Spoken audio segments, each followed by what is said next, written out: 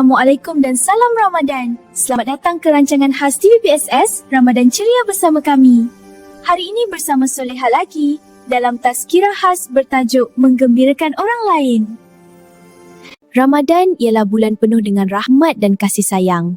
Betul tak kawan-kawan? Sebagai umat Islam, kita digalakkan berkongsi kegembiraan dengan orang di sekeliling kita.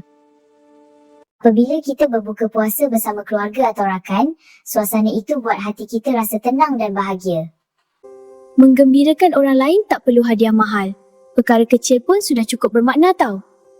Contohnya, bantu kawan bawa buku, kongsi alat tulis atau tolong diorang faham kerja sekolah. Bila kita bantu orang, hati kita pun akan rasa gembira. Itulah indahnya berkongsi kebaikan. Dalam Ramadan ni, setiap kebaikan kita akan digandakan pahalanya. Masa terbaik buat baik. Tahu tak kawan-kawan? Senyuman yang ikhlas boleh ubah hari seseorang jadi lebih baik. Mungkin ada kawan kita tengah sedih.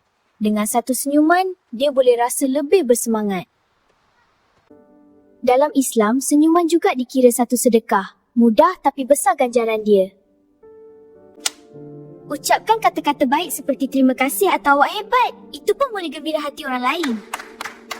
Tips hari ni, cuba buat sekurang-kurangnya seorang kawan korang tersenyum hari ni. Jadikan diri kita pembawa kegembiraan, bukan pembawa kesedihan. InsyaAllah Ramadan kita lebih bermakna. Marilah kita menggembirakan orang lain hari ini agar puasa kita lebih sempurna. Jumpa lagi esok ya. TVPSS Sehati, suara kami. Ingat kami, ingat sehati. Jumpa lagi. Assalamualaikum semua. Korang jangan lupa subscribe, like dan follow kami rapat-rapat ya.